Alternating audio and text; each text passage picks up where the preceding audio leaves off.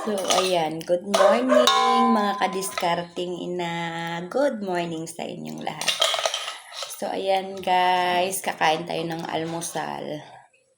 Yung ulam ko po ay charan! Sino ang kumakain nito? Yung kuol na native. Yan. Ito, gustong-gusto ko to guys. Kuol na native. Lalo na pag ginataan na mayroong gabi. Yun. Sarap to guys. Binili ko to doon sa yung naglalako. Kasi mahilig ako kumain nito. Binili ko.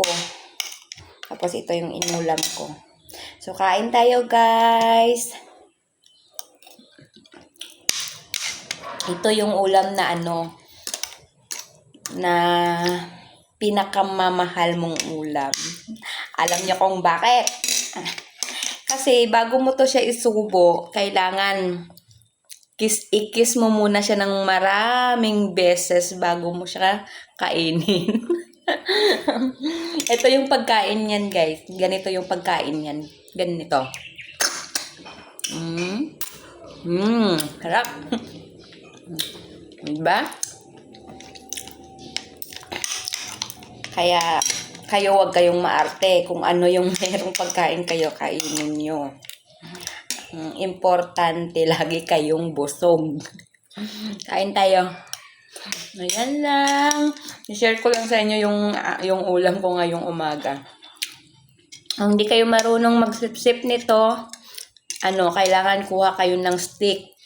Yung toothpick, yun yung gamitin nyo pagkuha nito. Pero kung wala, pwede naman tinidor. Kasi ako, minsan ginagamitan ko ng tinidor.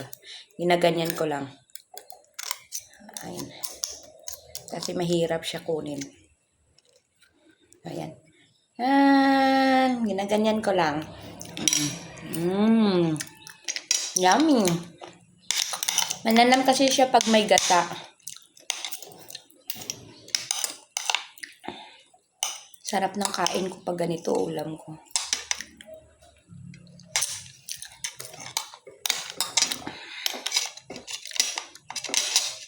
Kain tayo guys.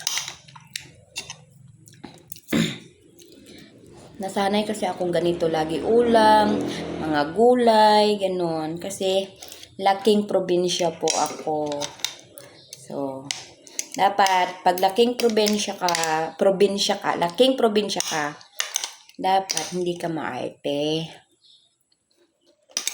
Diba?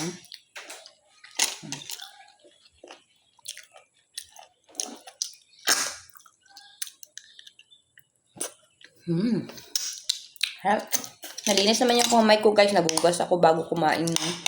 Lagi po ako naghuhugas ng kamay bago kumain. Kahit ano po yung kinakain ko.